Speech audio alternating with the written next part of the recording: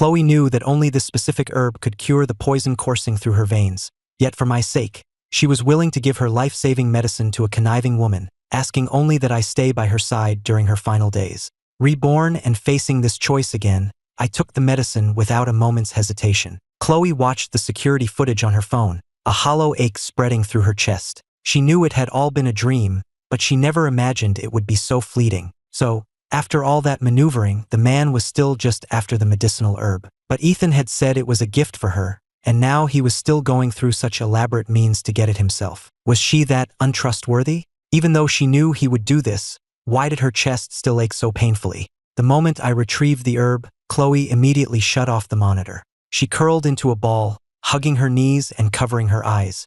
Beside her, her assistant, Jessica, asked timidly, "Miss Collins, should I go and bring him back?" Chloe's voice was hoarse. "No, have everyone pull back. Let him go." Jessica sighed but could only follow the order. Meanwhile, after getting the herb, I went straight to the kitchen, unaware of what had transpired upstairs, though I did find the first-floor lobby unusually quiet. An hour later, after brewing the medicine, I was carrying the bowl upstairs when I happened to run into Jessica coming down. Seeing me, Jessica was taken aback. "Why are you still here?" I frowned in confusion. "Leave? To where? I thought I was staying the night." Jessica's brow twitched, her gaze falling to the bowl in my hands. She couldn't help but ask, "What is that?" I looked at the person blocking my way. "It's medicine I brewed for your boss. Please step aside. It won't be as effective if it gets cold." Jessica stared at me in shock. "For Miss Collins? Is Miss Collins sick?" I paused my steps. So even her closest confidant didn't know Chloe had been poisoned? Thinking this, I gave Jessica a sympathetic look. "It doesn't concern you. Go back to sleep." Jessica felt 1,000 arrows pierce her heart. How could anything concerning Miss Collins not concern her? I didn't bother with her any longer, bypassing her and walking straight to Chloe's door to give it a knock. At that moment, Chloe was curled up in a corner, hugging her knees, letting herself be consumed by darkness. Hearing the knock, she pressed the intercom with a hint of irritation. "I don't want to be disturbed by anyone." Hearing her voice come through the sensor on Jessica's shoulder, I froze for a second. What was wrong with her? Jessica opened her mouth, unsure of what to say. Could she really say, "My boss thought you took the medicine and ran, so she locked herself away alone"? She couldn't explain this, so she decided to just let them sort it out themselves.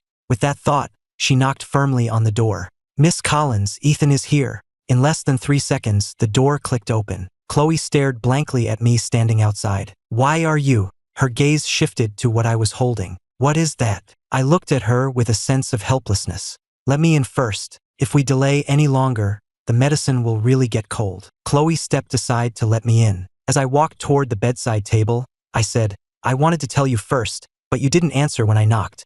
I thought you were asleep, so I went ahead and brewed the herb without asking." After speaking, I picked up the bowl and walked to her side. "Here, drink the medicine." Chloe didn't take it, her eyes still fixed on me. "For me?" I gave her a puzzled look. "Who else?" Chloe felt as if she were on a roller coaster. Her heart, which had just plummeted to rock bottom, slowly began to warm up. But then she realized a problem. "How did you know I needed this medicine?" For Ethan to brew it for her, he must have known she was poisoned. But she hadn't even told Jessica, so how did he find out? I lied without batting an eye. "Didn't you know I practice traditional medicine? I diagnosed it when I held your wrist today. Hurry and drink it. It won't be as effective if it gets cold." Chloe still didn't take it. Thinking about my unusual behavior tonight, she felt she was on the verge of a revelation. "Is this why you suddenly changed your attitude towards me?" This hinted truth made her newly warmed heart instantly plunge back into the abyss. So he was only using the medicine on her because he was afraid of being indebted. I looked confused. "What?" Chloe said dejectedly. "Does this mean that once I drink this medicine and the poison is cured, you can finally cut ties with me completely, without any psychological burden?" I was completely baffled. I never thought a casual lie could make her imagination run so wild, and I found it both frustrating and amusing. "If I wanted to cut ties with you, I would have just brought you the medicine. Why would I need to promise to be with you?" I looked at Chloe. "Do you not trust me? Or do you not have confidence in yourself?" Chloe gave a bitter smile. "Ethan, in this world, you're the only one who makes me feel insecure." She had been the golden girl her entire life, yet she had stumbled time and again with me. She would even feel jealous of a woman who was far inferior to her in every way, simply because that woman had monopolized nearly all of my attention. This time it was my turn to be silent for a long while. Then, without further explanation, I casually handed the medicine to her again. Anyway, the medicine is already brewed. The formula for Sophia's mother is different. It'll be a waste if you don't drink it. Chloe didn't refuse this time, but her heart was shrouded in gloom. She interpreted my change of subject and my tone as a death sentence for her hopes. Fine, if this was what Ethan wanted, she wouldn't trouble him any longer. After downing the bowl of herbal medicine, Chloe's delicate brows furrowed unconsciously. A smile played at the corners of my eyes. Is it bitter? Chloe wiped her lips. It's okay. My fault for not preparing some candy for you. Chloe couldn't help but laugh. It's fine. I'm not a child. As soon as she said it, Chloe realized that my last sentence didn't sound like something I would normally say. And if he truly intended to leave her, he certainly wouldn't go to such unnecessary trouble. Before she could look up to figure it out, a shadow suddenly fell over her. I leaned in, cupped her face with both hands and said, "Then let me help you with some of that bitterness." And then I kissed her. Chloe's pupils constricted. Her senses seemed to vanish in an instant as a wave of warmth crashed into her soul. An intimate atmosphere began to build in the bedroom, and both of us, swept up by the kiss, soon found ourselves tumbling onto the soft, large bed. I managed to pull back a sliver of rationality. You just finished your medicine. You should lie down and rest. The desire in Chloe's eyes was still thick and intoxicating as she gazed at me. Ethan, I gave you a chance to leave. You're the one who walked back in. If she had never had me, she would rather hurt herself than see me frown. But now that she truly had me, she could never let go. Whether Ethan loved her or not, he could forget about ever leaving her side again. Seeing Chloe's delicate body lean towards me, I gently pressed her shoulder, pulled the covers over her, and then sat on the chair by the bed. I looked at her and said softly, "Be good. Get some proper rest so your body can recover faster." Chloe watched me with hazy, beautiful eyes, her red lips parting slightly. But by then, I was so exhausted I barely had the strength to keep my eyes open. I didn't hear what she said, and I missed the almost pathological obsession and possessiveness in her gaze. The next morning, the moment I opened my eyes, I saw Chloe staring at me without blinking, with faint, dark circles under her eyes. My heart skipped a beat. I quickly reached out to check her pulse, and only after confirming the poison was completely gone did I finally breathe a sigh of relief. A suspicion then arose. She didn't stay up all night watching me, did she? As the thought crossed my mind, I asked her out loud. Chloe was silent for a long time before saying, "I was scared that this is all a dream, and that when I wake up, everything will be gone." I sighed inwardly. "Don't be afraid. I will never leave you." Chloe's heart trembled, and she threw her arms around me. "You said it." I nodded. "I said it." I patted her arm. "Let go for a second. I need to get up." But instead of letting go, Chloe held on even tighter. "Where are you going?" I pinched the bridge of my nose. Was it my imagination? How did Chloe seem to get even clingier after one night? "To the office, of course. You know how busy my position is." Chloe's jaw tightened slightly, but she said nothing. I keenly sensed what was bothering her and decided to tease her a little. "I almost forgot. Sophia is still at the company." Hearing this, Chloe's arms around me tightened again. "You're not allowed to go." She was suddenly frantic. Seeing her reaction, I smiled. "If you don't let me go to the office, how am I supposed to fire her?" Chloe's expression went blank. "What did you say?" I enunciated each word clearly. "You heard me. I said I'm going to kick her out of the company." "What? Do you have a problem with that?" Chloe felt like she must still be dreaming. After breakfast, I had to practically force a reluctant Chloe, who wanted to follow me to work, back into bed. Leaving her place, I walked straight to a Maybach parked by the roadside. My assistant, Sarah, saw me approaching, immediately got out of the driver's seat, and skillfully opened the rear door. "Mr. Hayes." I nodded in acknowledgement and ducked into the car. On the way to the office, Sarah kept glancing at me in the rearview mirror, looking like she wanted to say something. Even with my eyes closed, I couldn't ignore her intense gaze. "If you have something to ask, just say it." Sarah cleared her throat. "I have no right to inquire about your personal matters, Mr. Hayes. But if you wish to share, as your executive assistant, I am of course all ears." I almost choked. Was I usually too easygoing? What kind of executive assistant dares to tease their boss like that? But teasing aside, I figured there was no need to hide this from her. "Sophia and I broke up. My girlfriend now is Chloe Collins. Just be mindful of that when you see them in the future." Although she had an inkling, Sarah was still a bit surprised to hear it confirmed. Then, a smile spread across her lips, her eyes filled with genuine relief. "Congratulations, Mr. Hayes. There's something I've been wanting to say, if I may. Hitting rush hour traffic, Sarah stepped on the brake, her thoughts becoming clearer. Knowing her boss had a new partner, she spoke more freely. I've always felt that Director Reed wasn't worthy of you. I never understood why you chose her and ignored Chloe Collins, who is superior in every way and so devoted to you. But it's good you've changed your mind now. It's not too late, but we had already missed an entire lifetime. If I hadn't been reborn, it would have been just as Chloe said. We might never have had the chance to meet in the next life. As for why I chose Sophia before, it wasn't that I was blind, choosing someone inferior to Chloe in every way over a woman I genuinely admired. The truth was, Sophia and I had fallen in love in a past life, in ancient times, and we had died together in a suicide pact. When I was born into this modern era with memories of that first life, it was impossible for me not to search for her, and impossible to give any other woman a chance. After all, loyalty and love is ingrained in my very soul. But in my last life, after I found Sophia, I never looked down on her difficult circumstances.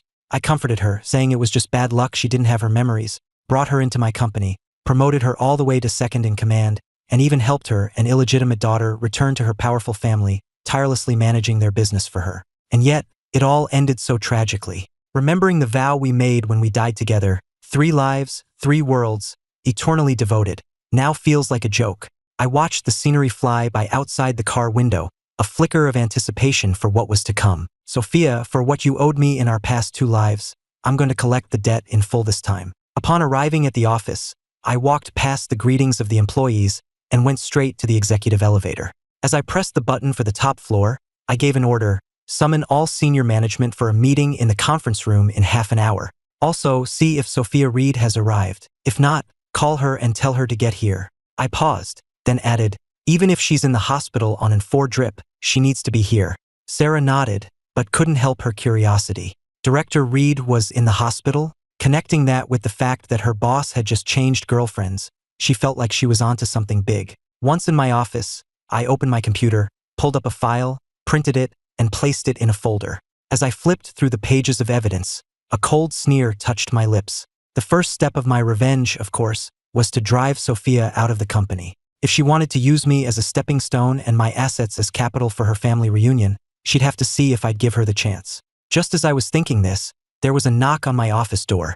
I stood up with the folder, and upon opening the door, I saw Sophia standing outside with an anxious expression. Ethan, I finally found you. What happened last night? I heard from Mrs. Lee that you didn't come home at all. Were you at Chloe's place the whole time? By the end, her voice was clearly agitated. I didn't answer her question. Instead, I glanced at her hand, which was thickly wrapped in white gauze, and smiled. Is your hand okay? At the mention of her hand, a shadow crossed Sophia's eyes, but hearing my concern, she immediately started playing the victim, trying to make me feel sorry for her. The doctor said I needed to be hospitalized, but I was too worried about you, so I just had them wrap it up simply. You know medicine too, don't you? Can you take a look and see if they did a good job? I walked right past her and headed for the elevator. Sophia fell into step beside me. Knowing her true colors, even being in the same enclosed space with her made me uncomfortable. Fortunately, the conference room floor wasn't far from the top, and before Sophia could try to speak again, the elevator chimed to a stop. After exiting the elevator, I took a deep breath of fresh air and walked directly to the executive conference room at the end of the hall. Sarah was waiting by the door and opened it for me. Mr. Hayes, everyone has arrived. Sophia gave Sarah a suspicious look. For some reason, she felt the way Sarah was looking at her today was strange. Sarah pretended not to notice, clutching a stack of files as she followed me. Under the gazes of all the senior executives, I calmly walked to the head of the conference table and sat down. With a sharp slap, I threw the folder onto the table, causing everyone to look over. Leaning back in my chair and resting my chin on my hand, I said, I've called you all here today to announce some adjustments and changes to certain senior management positions. I then turned to Sophia, who had just taken her seat. During her tenure,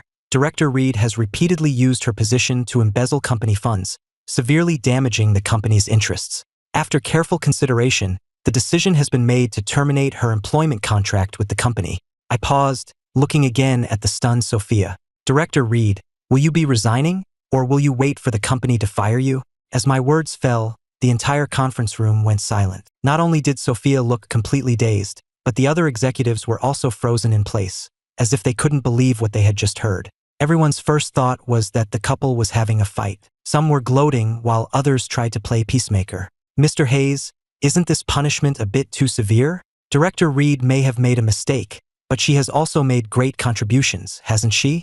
Under her leadership, the sales department's performance has been steadily increasing. Besides, the embezzlement issue is in the past, and she has already paid the money back. Can't we consider a different form of punishment? I looked at the speaker, thinking to myself that Sophia was truly skilled, able to win over a veteran executive in less than a year. So, according to Director Miller, the sales department's success is all her doing? And embezzling funds, a criminal offense, can just be easily overlooked? Is that it? I didn't mean that. Beads of sweat formed on Mr. Miller's forehead. Catching Sophia's pleading gaze, he had no choice but to press on. Mr. Hayes, we've all seen your relationship with Director Reed. We know couples can have their disagreements. I'm just worried you two will take it too far, and it will be hard to reconcile later. I sneered. So I should thank you for your concern? Not at all, not at all. Miller waved his hands dismissively, but still wanted to continue persuading me. I cut him off. Just one thing, Director Miller. Am I the CEO, or are you? Miller was instantly silenced, shooting Sophia a look that said he could do no more. Sophia cursed useless under her breath and pinned her hopes on me. Ethan, I need to talk to you alone. I didn't refuse. If it weren't for the fact that executive dismissals require a formal meeting and some degree of consultation, I wouldn't have bothered with this process. After dismissing the other executives, Sophia immediately stood up, leaned forward to show off her curves, and lifted my chin with a slender finger. Her voice was sultry and alluring. Ethan, I need an explanation. I chuckled. Embezzling company funds and then getting fired. What's the problem with that? Sophia frowned at me. You know that's not what I'm asking about. Besides, if you were angry about that, you wouldn't have waited until now to confront me, and you certainly wouldn't have personally used your own money to cover the shortfall for me, would you? The smile on my face began to feel strained. Was she reminding me of how foolish I used to be? You really want to know why? I crossed my arms. Though I was sitting, my gaze towards Sophia was filled with disdain. When I loved you, I could put you on a pedestal. Now that I don't, what do you think you are? Sophia's fists clenched, her chest heaving. Ethan, you were the one who pursued me, and now you just say you don't love me anymore? Then who do you love? Chloe Collins. My face filled with impatience. It's none of your business, and don't act like you're the victim here. Whether you truly liked me or were just using me as a tool to get back to your family, I think you know the answer better than anyone. Sophia, I have done nothing to wrong you, but what you owe me, you can never repay in this lifetime. A flicker of guilt crossed Sophia's face, but my last sentence seemed to imply there was more. She was about to speak when I pushed her away. Go submit your resignation yourself. Don't make me say it a second time. With that, I walked out without a backward glance. The dismissed executives had assumed the couple would talk things out behind closed doors and resolve their conflict, but instead they saw Sophia walking out of the building with her belongings, looking completely dejected. Instantly, rumors began to fly within the company. Meanwhile, when Chloe woke up, she saw a woman in a white lab coat talking with Jessica, her back to the bed. Miss Collins, you're awake. Seeing Chloe's eyes open, Jessica immediately rushed over. Dr. Claire Collins casually sat on the edge of the bed, cracking sunflower seeds, and checked Chloe's pulse. The poison is cleared. By the way, when you said you were going to give the medicine to someone else yesterday, you made me furious. What made you change your mind? Before Chloe could speak, Jessica explained, it was Mr. Hayes who decided to brew the medicine for Miss Collins. And Mr. Hayes and my boss are together now. Remembering my rather sympathetic look from last night, Jessica felt a surge of grievance. Miss Collins, why didn't you tell me you were poisoned? Don't you trust me anymore? Who poisoned you? Chloe ignored her and looked at Claire instead. Why are you here? You think I wanted to come? I was worried about you. Claire rolled her eyes at her, then asked, but isn't that guy completely fixated on that Sophia woman? For him to suddenly be so good to you and choose to be with you, aren't you suspicious he has some ulterior motive? Chloe's eyes burned with a desperate passion. So what if he has a motive? I'm willing to give him anything he wants, including my life. Hearing this, Claire couldn't help but curse. Are you insane? Always talking about giving away your life. Is your life that worthless? Jessica quickly brought over a cup of tea and began diligently massaging Claire's shoulders, thinking that besides her boss's cousin, no one else their age would dare speak to Miss Collins like that. The tea didn't seem to calm Claire down. After downing a few more cups, she set the cup on the table, straightened her collar and said, all right, I'm relieved you're okay. I have a ton of work waiting for me at the lab. I'm leaving, no need to see me out. Although Claire said not to, Jessica still arranged for someone to take her to the airport. After getting up, Chloe looked around the empty mansion and felt a sudden sense of unease, even though Ethan had only stayed for one night. At that thought, she turned to Jessica. "Get the car ready. I'm going to pick up my—" She bit her lip before continuing, "pick up my boyfriend from work." After receiving Sophia's resignation, I made a few more personnel changes and then spent the rest of the day in my office handling work as usual. When it was time to leave, I rubbed my temples and glanced at my phone, which was flooded with missed calls and messages from Sophia and her brother. I didn't even look at them, deleting everything and blocking both their numbers. But just as I stepped out of the company building, Sophia's brother, Leo Reed, walked right up to me.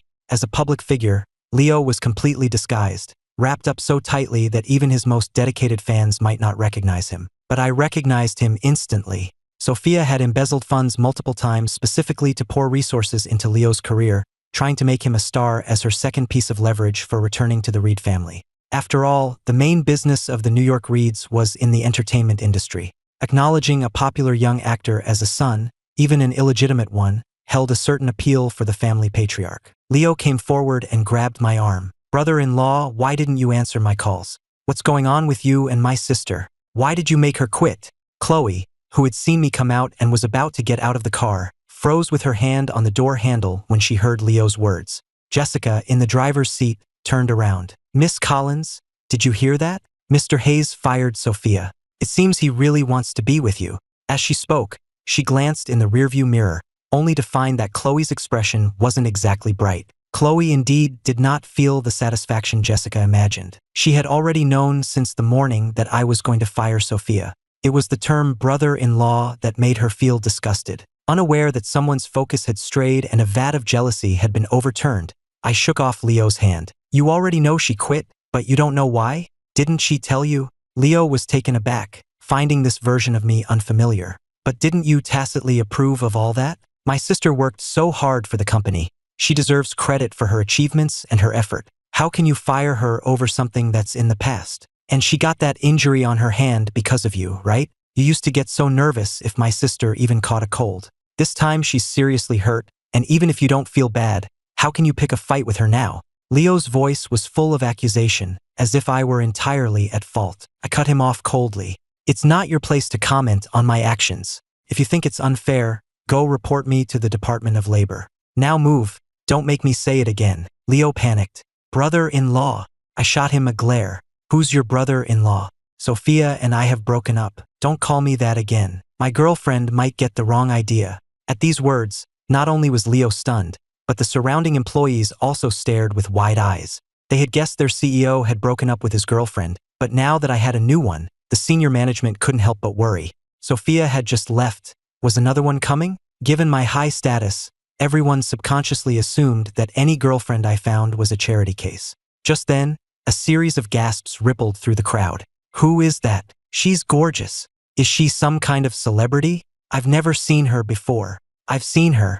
I think she's been to our company before." As the chatter grew louder, everyone turned to look at the approaching Chloe, their faces filled with confusion. Why would the heiress of the Collins family suddenly show up here? Was it for a business deal? But it was after hours. Just as they were wondering, they saw Chloe walk up to my side, stop, and look at me with a radiant smile. "Ready to go? I came to take you home." Seeing this, the company employees present stared with wide eyes, a bold guess forming in their minds, though no one dared to ask. Leo, who had been shocked into silence by my words, finally snapped back to reality, his eyes filled with disbelief. You two are together?" The first time he saw Chloe, he was stunned by her beauty. She was gorgeous and had an illustrious background. Leo had even wondered if Ethan had been kicked in the head by a donkey, to ignore someone like Chloe and be so devoted to his sister instead. But seeing this scene now, he found it incredibly jarring. I ignored Leo. To be precise, from the moment Chloe appeared, my gaze hadn't left her face. "What are you doing here?" Chloe lowered her head and gave a small smile. "Picking up my boyfriend from work." Her words, equivalent to a public announcement, instantly sent the crowd into an uproar. So this really was Mr. Hayes' new girlfriend. I smiled along with her. "Let's go." Leo rushed forward. "You're not going anywhere. You cheated. What did my sister ever do to you for you to just use her and throw her away? How could you do this to her?" Everyone took a step back, watching the frantic Leo. "Who is this guy? He's acting like a lunatic. Is this how Director Reed's brother behaves? Director? Sophia Reed has already been kicked out, okay? But doesn't anyone think he looks a bit like a celebrity? I remember now, he looks like that actor Leo Reed, and they both have the same last name. They couldn't actually be siblings, could they? When Leo realized someone had recognized him, he immediately shut his mouth, shot me a hateful glare, and turned to leave. After getting into Chloe's car, I rolled down the window and looked at Sarah. I have a task for you. Mr. Morgan at Starlight Entertainment is thinking of leaving the board. Contact him and acquire all of his shares in my name. Starlight Entertainment was headquartered in Miami and was the agency Leo was signed with. Sarah was a bit puzzled as to how I knew Mr. Morgan wanted to sell his shares, but she didn't ask, simply nodding in agreement. Jessica watched Sarah leave, and as she started the car, she glanced in the rearview mirror and asked, Miss Collins, are we going back to Royal Gardens or to Imperial Bay? Royal Gardens was Chloe's residence, and Imperial Bay was mine, both in prime, expensive areas of Miami. Chloe looked at me, her eyes asking the question. I said calmly, to Imperial Bay. Chloe just said, oh, her tone a little disappointed. Jessica mentally slapped herself. Why did she even ask? She should have just driven them to Royal Gardens. Was her boss going to give her trouble for this later? Neither of the two in the back paid any attention to Jessica's turmoil. I looked at the woman whose ears seemed to be drooping and amusingly patted her head. You don't want me to go back? Chloe looked at me pitifully. What do you think? My tone was troubled, but I have some important documents at home that I need to deal with. How about tomorrow? Chloe nodded. Okay, whatever you say is fine. With that, I kissed Chloe's forehead. It was a light, fleeting touch, and Chloe, dissatisfied, pursued me. You weren't like this yesterday. She then pressed me against the car door and kissed me again, this time with force. Hearing the intimate sounds from the back seat, Jessica silently raised the partition, her face alternating between red and pale. Her earlier premonition was confirmed, but right now, she just wanted to kick over this bowl of sweetness. The car drove all the way to Imperial Bay. Jessica cleared her throat. Miss Collins, Mr. Hayes, we've arrived. Chloe reluctantly pulled her lips away. Go on back. My face flushed. I opened the car door and took a deep breath of fresh air as soon as I got out. The cool evening breeze helped to dispel some of the heat I was feeling. I patted my cheeks, belatedly realizing, wasn't I the one who initiated the flirting with Chloe? How did I end up being the one so overwhelmed I could barely breathe? Questioning my life choices, I walked up to the door of a standalone villa and rang the bell. A moment later, the door opened from the inside, and a woman in a blue-gray apron greeted me with a smile. Mr. Hayes, you're back. Dinner will be ready shortly. I nodded and walked inside. You didn't come home at all last night. Where were you? The moment I stepped into the living room, I was met with a sharp question. Sophia's mother, Mrs. Reed, was sitting in the center of the living room sofa with her arms crossed, looking ready to interrogate me. The housekeeper, Mrs. Lee, wrung the edge of her apron awkwardly. Mr. Hayes, I forgot to mention, Mrs. Reed is here. She's been waiting for you for a while. I crossed my arms and leaned against the corner wall, looking at Mrs. Reed with a sarcastic gaze. Where I go, does that have anything to do with you? Looking at you, anyone who didn't know better would think this was your house. Mrs. Reed's eyebrows shot up, as if she couldn't believe her ears. How dare you speak to me like that? Don't you know Sophia was injured last night? I just said, oh, is that all you know? That she was injured? Mrs. Reed frowned. What do you mean? I walked over to the sofa opposite her, sat down, crossed my legs, and leisurely poured myself a cup of tea. Only after finishing it did I look up at her and ask, I know she was injured. So what? Mrs. Reed was both angry and confused by my nonchalant attitude, but since I had given her an opening, she pressed on. I heard from Leo that Sophia got hurt because of you. It's one thing that you're not at the hospital taking care of her, but not giving her a promotion is just unacceptable, isn't it? I looked at Mrs. Reed as if she were a joke. How about I just give her the whole company? Mrs. Reed's eyes lit up, but she maintained her arrogant posture. Everything you have was always meant for Sophia anyway. Even if you don't give it to her now, you'll have to in the future. The cup in my hand landed heavily on the coffee table. The Qing dynasty fell a long time ago. Are you still living in the past? What? Mrs. Reed was stunned by the insult. When she processed it, she flew into a rage. How dare you insult me? You've really got some nerve. Believe it or not, I'll have Sophia break up with you. I looked at her sarcastically. Don't bother. Your precious daughter has already been kicked out by me. Now, please, get out of my house immediately. After I spoke, Mrs. Reed stared blankly for a long time before it sank in. What do you mean by that? You and Sophia broke up? How is that possible? She knew how devoted I was to her daughter, which was why she dared to manipulate me at every turn, even though I was the CEO of a major company. And now I was telling her I had broken up with her daughter? I leisurely enjoyed the colorful expressions on her face. If you don't believe me, why don't you give her a call and ask? And by kicked out, I don't just mean we broke up. Her job is gone too. Mrs. Reed's face paled, and she quickly pulled out her phone to call Sophia. The moment the call connected, she barraged her with questions. I couldn't hear what was said on the other end, but I could clearly see the color drain from Mrs. Reed's face until it was as white as paper. This was truly delightful. So now you know? I gestured towards the door.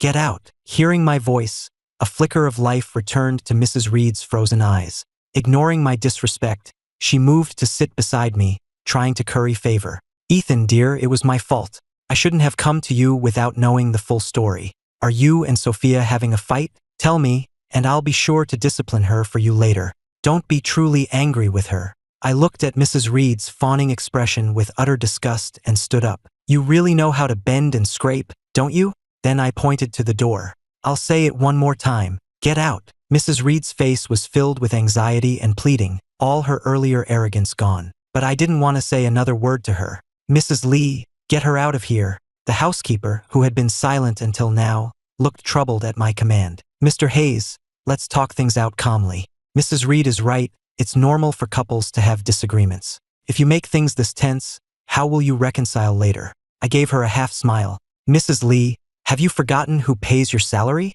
Mrs. Lee immediately fell silent and turned to Mrs. Reed. Mrs. Reed, I think it's best if you leave. With things said so plainly, Mrs. Reed couldn't possibly stay any longer. A person used to being domineering can only bow their head once or twice. After being repeatedly humiliated by me, her temper flared. What's there to be so arrogant about, coming from an orphanage? You remember this, you're the one giving up on Sophia this time. Don't you dare regret it later. Once we're back with the Reed family, even if you get on your knees and beg Sophia to take you back, I won't let you through the door. With that, Mrs. Reed stormed out without a backward glance. But she had no idea that by the time her family of 3 returned to the Reeds, Sophia would find that my status was something she could never hope to reach. I leaned back against the sofa, feeling weary. The empty living room felt particularly lonely. Before long, my phone rang. I glanced at the caller ID, and my voice softened. What's wrong? Chloe's pleasant voice came through the receiver. Are you in a bad mood? I pinched the bridge of my nose. Is it that obvious? You can tell just from my voice. There was a moment of silence on Chloe's end. Did Sophia's mother go to cause trouble for you? I shot up from the sofa, walked out of the villa, and scanned the area. The black Bentley was still parked in the same spot, but the driver's seat was empty. I walked quickly to the rear passenger door and knocked. The door opened, revealing Chloe's exquisitely contoured profile. I opened my mouth, but it took a few breaths before I could voice the question in my heart. Why are you still here? Chloe was silent for a moment. I wanted to wait and drive you to work tomorrow. Seeing me silent, she lowered her head guiltily. I didn't want to bother you, but I saw the person who just left, guessed what might have happened, and was worried you'd be in a bad mood all by yourself, waiting to drive me to work. I didn't know if Chloe was crazy or if I was. You're just going to wait here? Are you planning to spend the night in the car? Chloe didn't speak, her head hanging even lower. I felt like my heart was about to explode. I just needed an outlet, a way to let loose. And so, a very guilty Chloe was dragged back into the villa by me. The food on the dining table was no longer steaming, but it was still edible. I took 2 bottles of Bordeaux from the wine cabinet, and while letting them breathe, I shot Chloe an annoyed look. Eat. Chloe lowered her head and apologized. I was wrong, don't be angry. I glanced at the wine chilling in the ice bucket, bit my chopsticks, and smiled. I should be rewarding you. Even though my smile was a bit sinister, Chloe was still intrigued. Reward me with what? What do you think? I tossed the question back to her and went back to eating. After dinner, I poured the decanted wine into our glasses and clinked mine against Chloe's. A toast to your recovery and ridding your body of poison. A toast to my new life and clearing out the trash around me. And a toast to our second day together and to all the days to come. Without waiting for Chloe's reaction, I raised my glass and drained it. I poured myself another, clinked her glass again, and asked, "Why aren't you drinking? This isn't cheap wine. Isn't this worth celebrating?" With that, I downed another glass. As I was about to pour a third, Chloe reached out and stopped me. You're drunk. I raised an eyebrow. Are you kidding? I've only had 2 glasses. Chloe kept her hand firmly on the glass. Don't drink anymore. No more.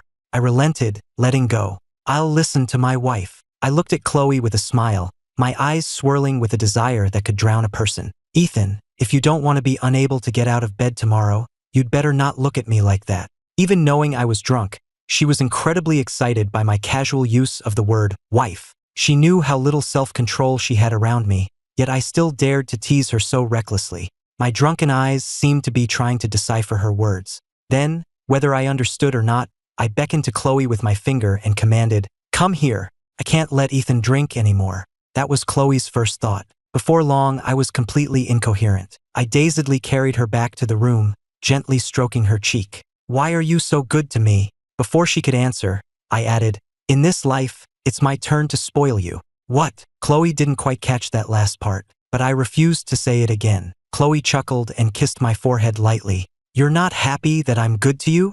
I mumbled, and then, for some reason, started obsessing over a thought. Does it matter how capable I am? If I don't come from a good background, will some people always look down on me? Chloe's expression turned serious. Who would dare? Unaware of her thoughts, I grabbed her collar. "Will your parents look down on my background too? Will they not let me be with you?" Hearing this, Chloe understood. Remembering Mrs. Reed leaving the villa, a dark glint flashed in her eyes. She took my hands with her slender ones and said solemnly, "My parents won't. They will only be amazed by your capabilities, that you could come so far from such a background." I blinked my hazy eyes. "Really?" Chloe nodded seriously. "Really. My parents are very open-minded and respect my decisions.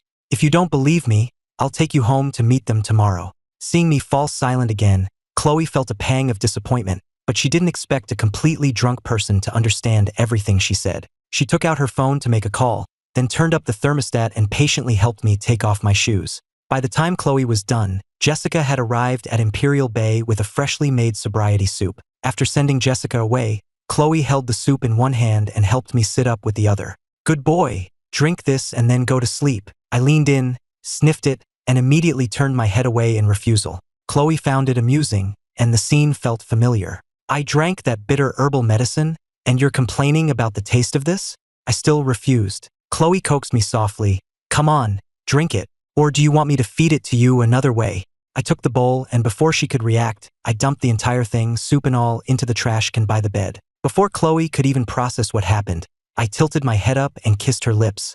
The next day, I was groggily awakened by a phone call. As soon as I answered, I heard Sarah's anxious voice. "Mr. Hayes, check the trending topics on Twitter. Leo Reed posted something to slander you and the company, and our stock price is already starting to fall." Hearing Sarah's words, I just gave a nonchalant "Oh, it's not a big deal. You've been with me for so long. How can you be so flustered?"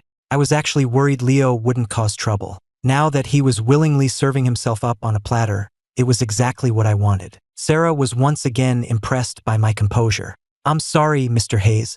I overreacted. But what Leo posted is just infuriating. He also paid for trending spots and negative comments, and with his fans, Twitter is now flooded with insults directed at you. I just can't stand it." I said calmly, "It's fine. Let them talk." Whenever the entertainment industry is involved, the online battles become particularly fierce. In my past life, I helped Sophia manage Celestial Entertainment, which dominated half the industry, so I was no stranger to this. Sarah was surprised. "Mr. Hayes, aren't we going to release the evidence of Sophia's embezzlement?" I smiled. "Of course we'll release the evidence, but not just that. I'll handle it when I get to the office. You just focus on reassuring the shareholders. I'm not just looking for a clarification. I'm aiming to kill 2 birds with 1 stone." Chloe saw the excitement and eagerness in my eyes and amusingly pinched my earlobe. "It looks like you already predicted Leo would do this." Cleared my throat. "I just figured that with his personality and intelligence, he wouldn't let it go, and he couldn't think of a better way to attack me." Chloe was still smiling. "So, do you need my help?" I shook my head. Chloe had already helped me get revenge for my past life. This time, I had to do it myself. On the way to the office, I idly opened Twitter and saw the top trending topic was about this incident. Hashtag Apex Innovation CEO cheats. Pop star Leo Reed speaks out for sister. Clicking on the hashtag, the first thing I saw was a long post from Leo's own account. It detailed how Sophia had selflessly devoted herself to me and accused me of using her and then casting her aside, painting me as an ungrateful scoundrel and her as a tragic victim. Perhaps out of fear of Chloe, he mentioned I had cheated but didn't name the other person. Reading through it, I felt nothing until I saw comments insulting Chloe. My expression turned cold, and I silently made a note of the user's ID. Chloe glanced at me. "What's wrong?" "Nothing." I turned off my phone and adjusted my expression, just getting a little excited thinking about dealing with Leo later. Chloe looked at me for a long time before finally asking the question that had been buried in her heart. "Did something happen between you and Sophia?" In the blink of an eye, my attitude towards her and Sophia's family had done a complete 180. If my personality and mannerisms hadn't remained the same, she would have suspected I was a different person entirely. She didn't want to investigate me, but this feeling of being in a fog was truly unsettling. I hesitated for a moment. "Yes, but as for what the problem is, I can't tell you just yet. Can you give me some time?" After all, the story of dying tragically twice and being reborn sounded too absurd, not to mention I was from ancient times in my first life. Even though Chloe and I had taken the final step, I didn't have the courage to reveal everything just yet. Chloe wrapped her arms around my waist. "If you don't want to talk about it, then don't." She actually wanted to ask if I would leave her once my issues with Sophia were resolved. She was afraid she was just my rebound, a temporary comfort, a tool to spite Sophia. She was afraid that if everything went back to how it was, she wouldn't be able to stop herself from locking me away. These past 2 days had been the happiest of her life. To be given hope only to have it snatched away would be tantamount to killing her. Once at the office, I pulled up the evidence of Sophia's multiple embezzlements, packaged it, and posted it from the official company account without an extra word. Just then, Sarah knocked and entered, placing a document on my desk. "Mr. Hayes, this is Mr. Morgan's share transfer agreement. It just needs your signature." I looked over the contract and nodded in approval. "Well done." I then signed my name on the signature line. "Get the car ready." Sarah nodded. "Where are you going, Mr. Hayes?" A slight smile touched my lips. As a new shareholder of Starlight, I should naturally go and say hello, get to know everyone. In an office at Starlight Entertainment, Leo Reed watched Apex's falling stock price with a smug smile. What's so great about being a CEO? Doesn't he know the influence I have in the entertainment industry now? If he dares to act high and mighty in front of me, I'll make his company go bankrupt. His assistant, Joey, handed him a freshly brewed coffee, fawning over him. "You're amazing, Leo. I bet it won't be long before that guy comes crying to you, begging you and Miss Reed to get back together." Leo snorted. "Just because he comes begging, does that mean we have to forgive him? He dared to humiliate me at the company entrance, so I'll make him kneel and apologize to me in front of his entire company."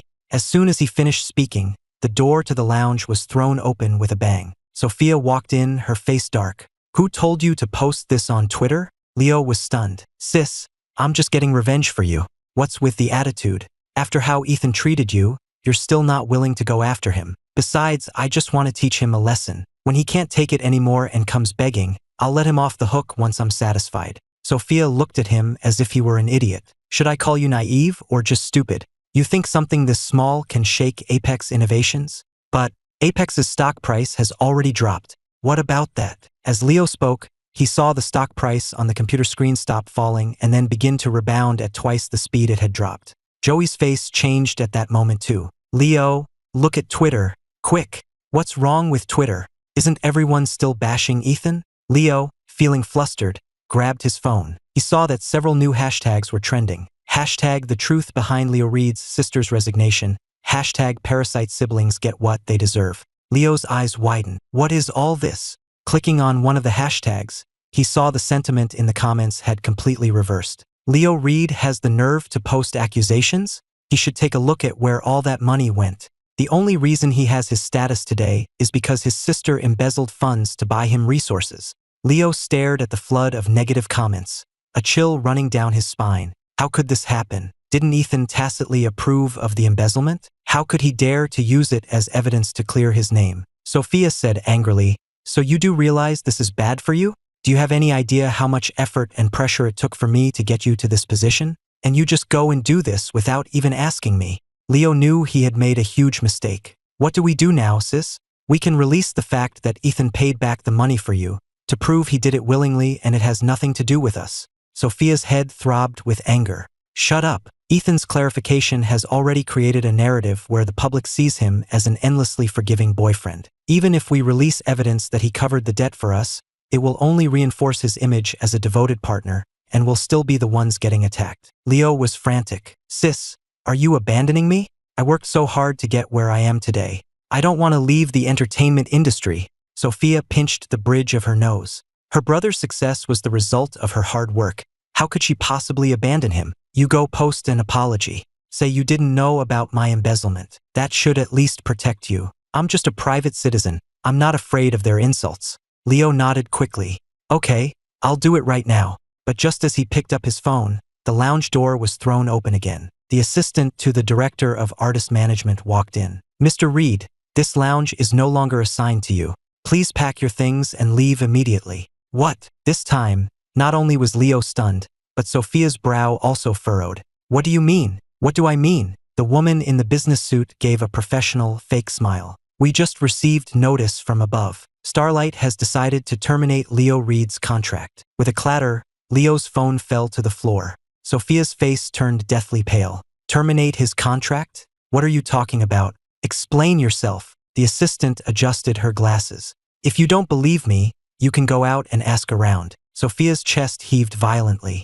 She was only now realizing that despite such a huge incident, and Leo's not insignificant status among the company's artists, no senior management had come to discuss public relations. So they had already decided to blacklist him? No, this incident wasn't serious enough to warrant blacklisting. With the right PR, as she had suggested, it could have been easily managed. Remembering what the assistant had just said, she strode out of the lounge. Just as she rounded a corner, she saw a group of people huddled together, whispering, "Did you hear? Leo Reed has been blacklisted. Serves him right. No wonder he had such good resources despite having no backing. But he's such an ungrateful jerk. Tell me about it. But is it really serious enough for blacklisting? He's at the peak of his popularity right now and brings in a lot of profit for the company. Why would our boss be willing to blacklist him? I heard a rumor. Apparently, a new shareholder came in and ordered the blacklisting directly. Hearing this, Sophia's steps faltered. A new shareholder? Just as she was wondering who this new shareholder could be, she heard footsteps approaching from behind. Sophia turned her head, and her blood ran cold. A group of Starlight's shareholders and senior executives were walking towards her, surrounding two people. One was the president of Starlight, Frank Miller, and the other was me, the man who had fired her yesterday. Frank Miller clapped his hands to get everyone's attention. Allow me to introduce our company's new board member, Mr. Ethan Hayes. Let's give him a warm welcome. The crowd erupted in applause, exchanging looks of sudden understanding. Just then, someone, clearly enjoying the drama, piped up, "Isn't that Leo Reed's sister and manager, Sophia Reed, up ahead?" At this, all eyes shifted to Sophia, then flickered back and forth between her face and mine. Sophia stared at me intently. "Are you really going to be this ruthless?" Seeing the situation escalating, Frank Miller quickly waved his hand. "All right, everyone disperse. Get back to what you were doing." Although the crowd was eager to watch the drama unfold, no one dared to defy the president's order. In an instant, only Sophia and I were left. Ruthless. I savored the word, finding it amusing. I gave you your original position. Leo's status today is because I promoted him. Now, I'm simply taking back what was mine, returning things to how they were. How is that being ruthless? Sophia took a deep breath. What exactly happened? Ethan, you know what I'm asking. At least let me know the truth before you destroy me. Before I could answer, Leo ran over. Seeing me, his face changed instantly. It was you, wasn't it? The company is shelving me because of you. I sneered. So what if it was? Consumed by hatred, Leo screamed and lunged at me. I'll kill you. Without even blinking, I caught his swinging wrist, twisted it with force, and a sharp crack of bone breaking echoed along with Leo's scream. I tossed him aside like a rag doll. By the time Sophia reacted, Leo was already on the ground. Leo! Sophia rushed to help him up, her gaze towards me bone-chillingly cold. I'll remember what happened today. I hope you don't regret it in the future. With that, she supported Leo and walked away. I watched the siblings retreating backs, my eyes filled with ice. Regret? My only regret was falling for her for 2 lifetimes and failing the one who loved me most, Chloe. But thankfully, I still had a chance to make things right. After leaving Starlight, I made a phone call. When it connected, a slightly slurred voice came from the other end. Who is this? Hearing that voice again still made me uncomfortable. It was Michael Reed. the legitimate heir of the Reed family and Sophia's half-brother.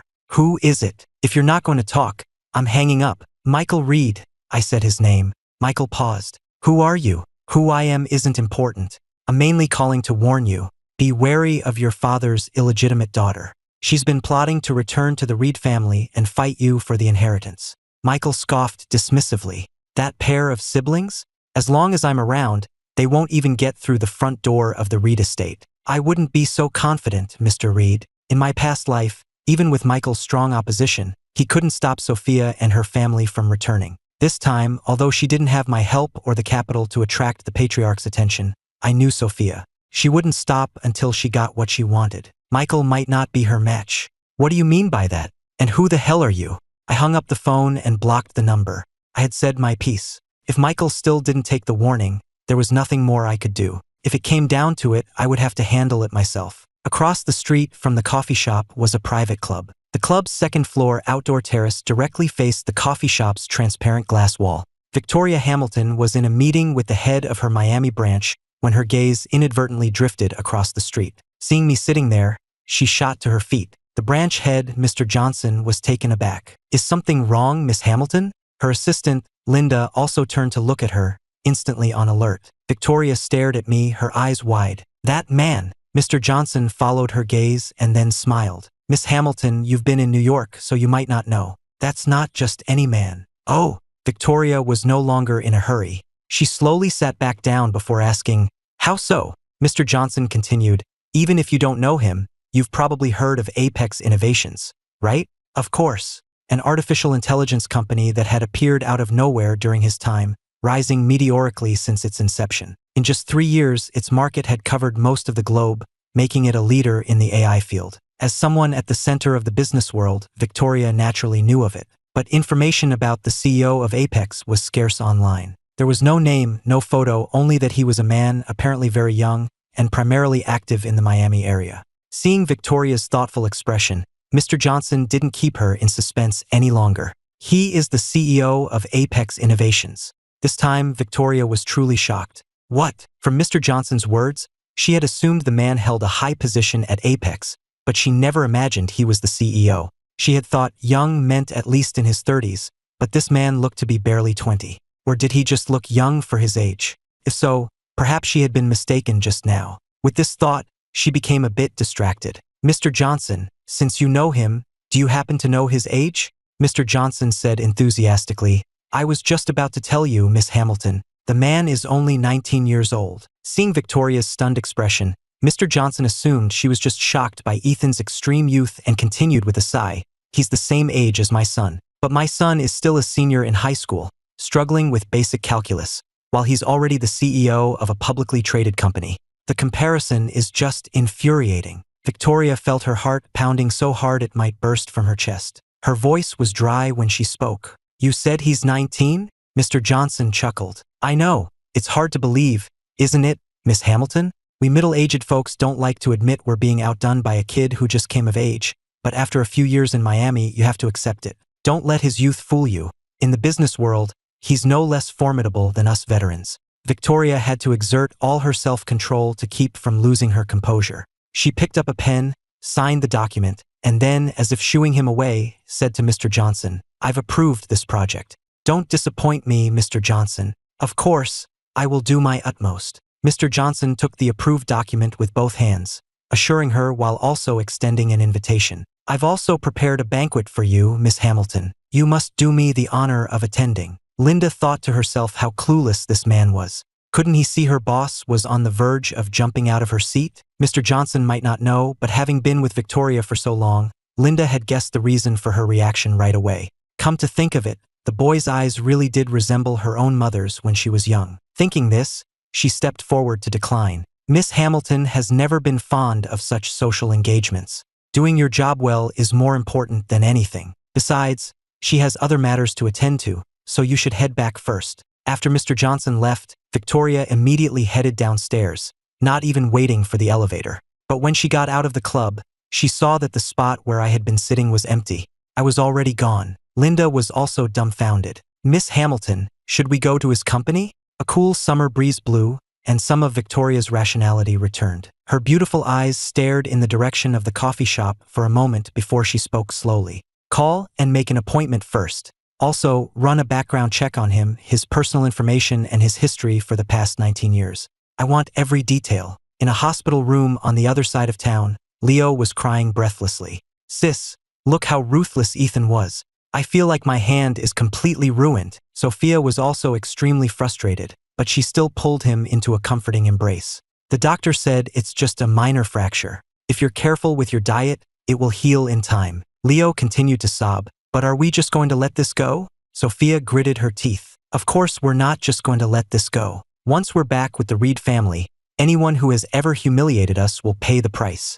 Leo looked up at her. But now you don't have Apex as leverage, and I've been blacklisted by my agency. With Michael Reed blocking our way, will Dad even accept us? Sophia said dismissively, did you think I wouldn't leave myself a backup plan? This path is blocked, but we still have the option of a strategic marriage. A strategic marriage? Leo's mouth fell open. Then, a thought struck him and his eyes lit up. You're still in contact with Carter, aren't you?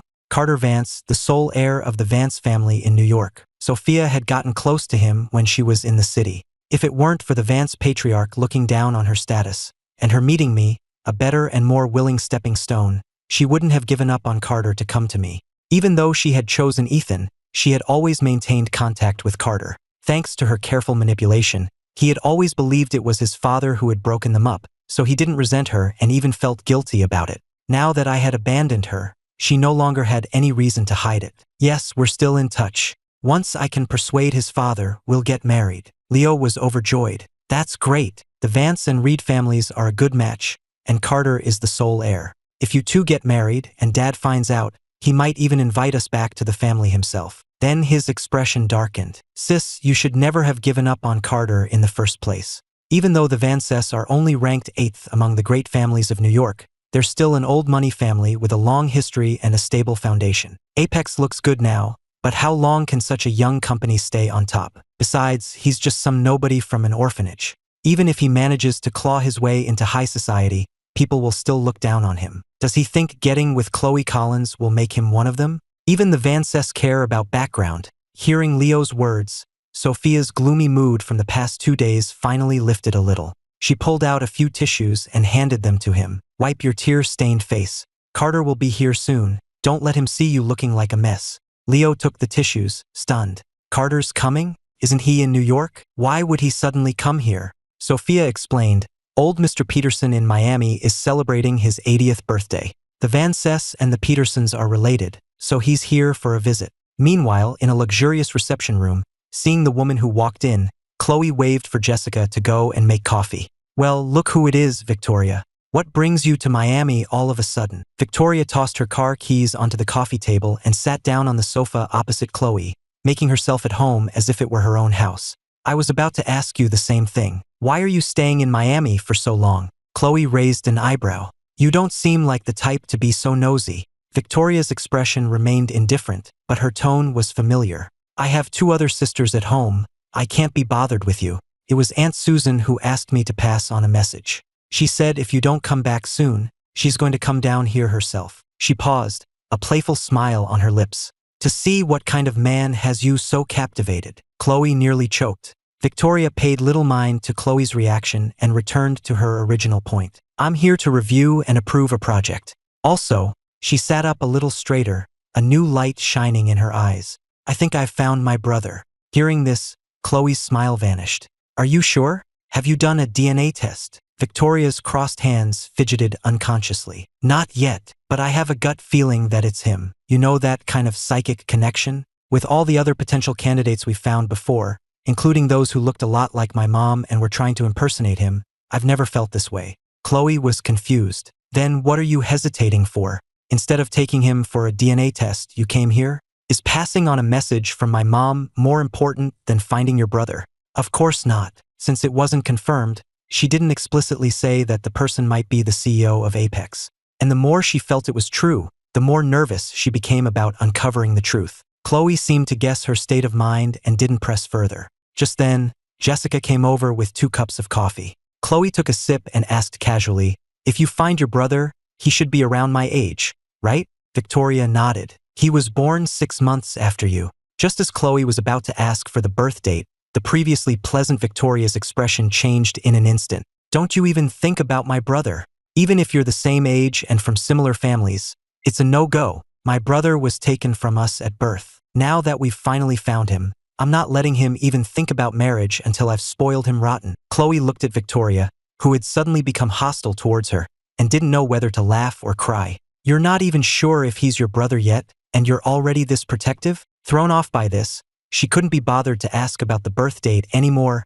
and quickly tried to distance herself. Besides, I already have a boyfriend. Victoria was surprised to hear this. Before she could ask for details, she received a text message from Linda. With news about her brother, she instantly lost interest in Chloe's love life. I've delivered Aunt Susan's message. If there's nothing else, I'll be going. Without giving Chloe a chance to see her out, Victoria got into a black sedan parked by the curb. Linda, in the driver's seat, handed her a thin file. Miss Hamilton, according to our investigation, the young man's name is Ethan Hayes, age 19, but his date of birth is unknown. He has no parents and was taken in by the Southridge orphanage before the age of 5. We couldn't find any other information. Hearing that I was an orphan with no parents, Victoria felt a mix of excitement and heartache. She was excited because the possibility of me being her brother was even greater, but her heart ached thinking of the hardships I must have endured as a child. But why can't we find any other information? While the Hamilton family wasn't a top-tier international intelligence agency,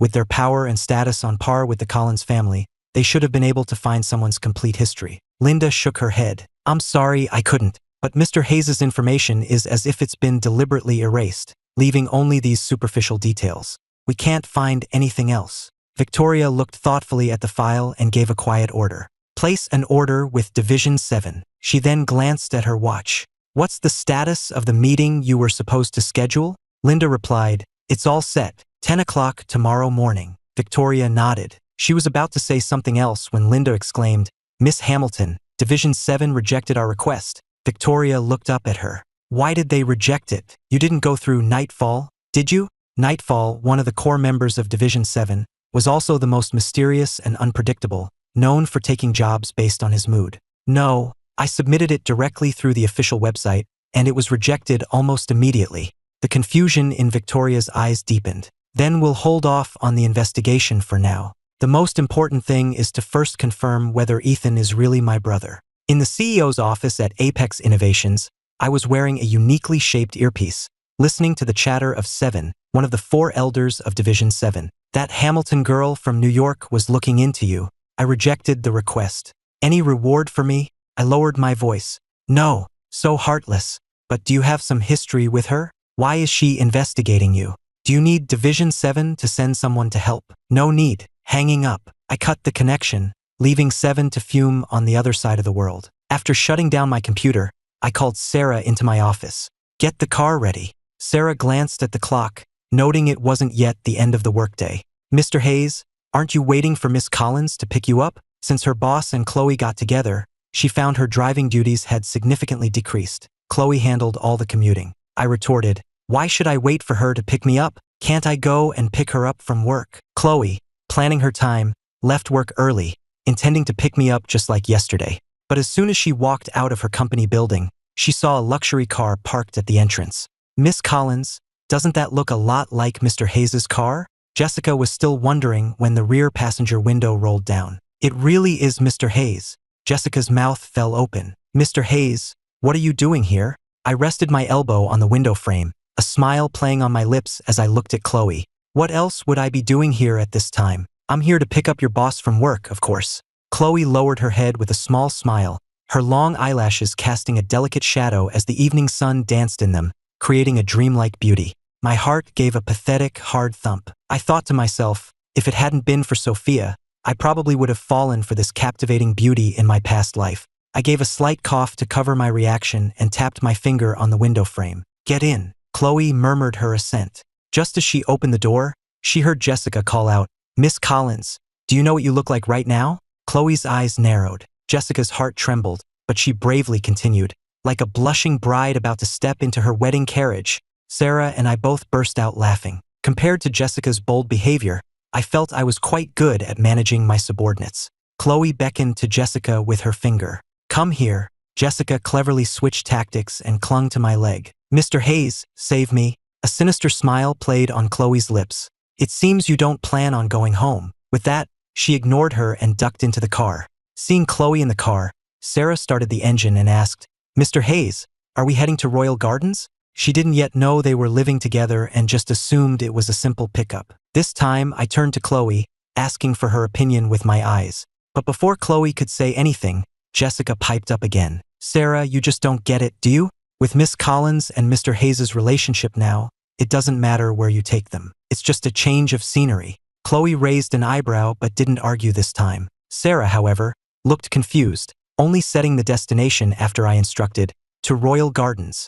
Before driving off, she glanced back at Jessica. Are you sure you're not coming with us, Miss Jones? No need. I still have to drive Miss Collins's car. Jessica waved her hand, and then, a thought seemed to strike her.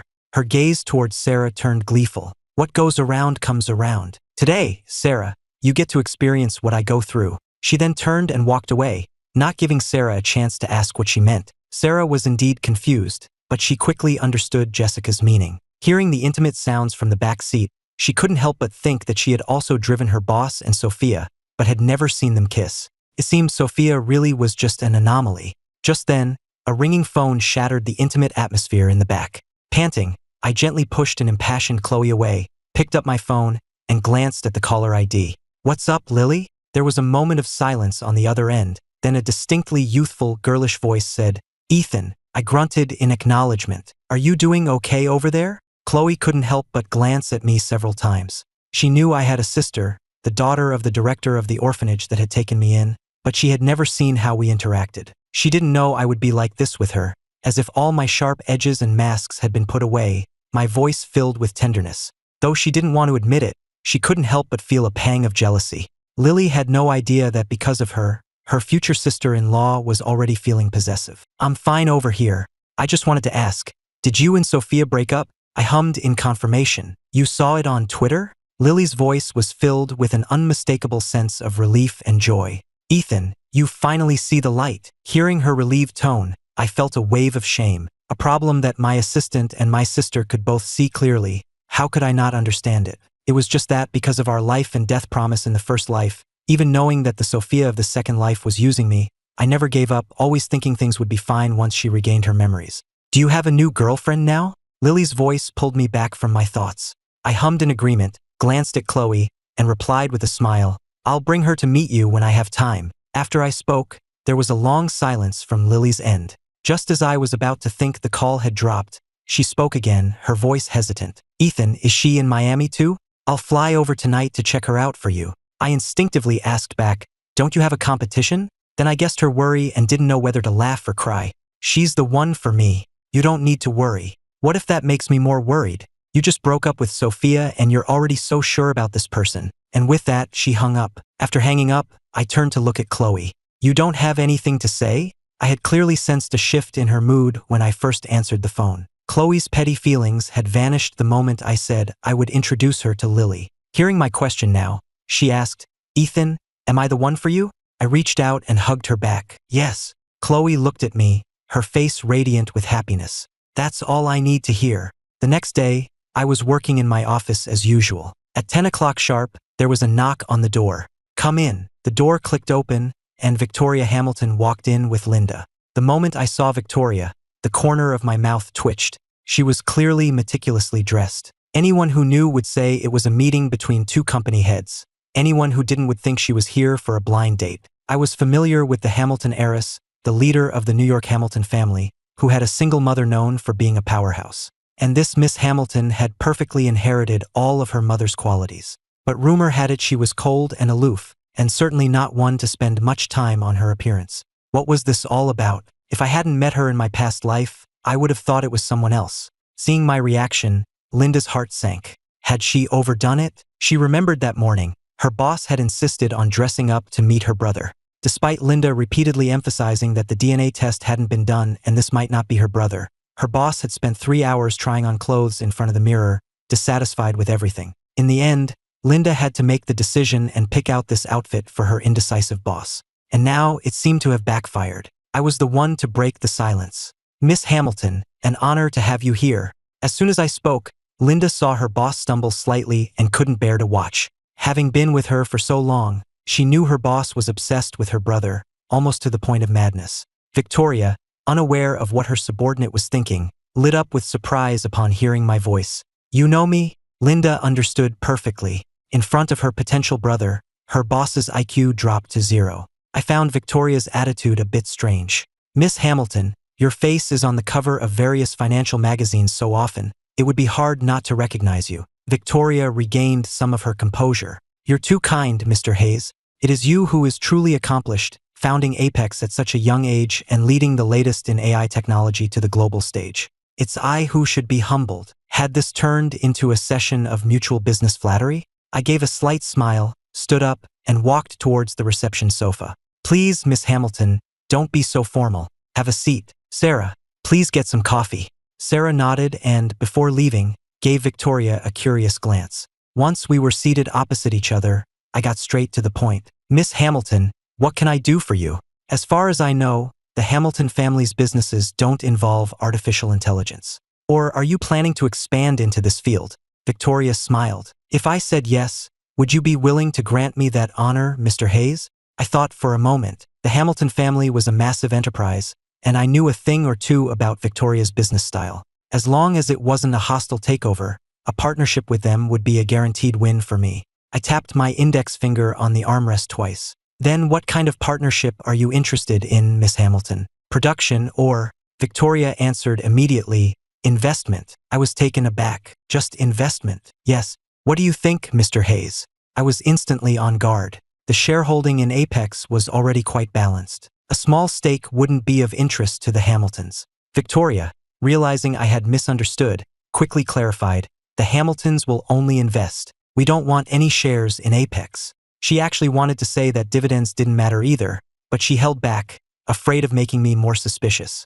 Now I was truly surprised. It wasn't unheard of to invest without taking equity, but was giving away free money really the Hamilton style? No matter how upright Victoria was, she wasn't known for her philanthropy, was she? Thinking this, I asked her directly.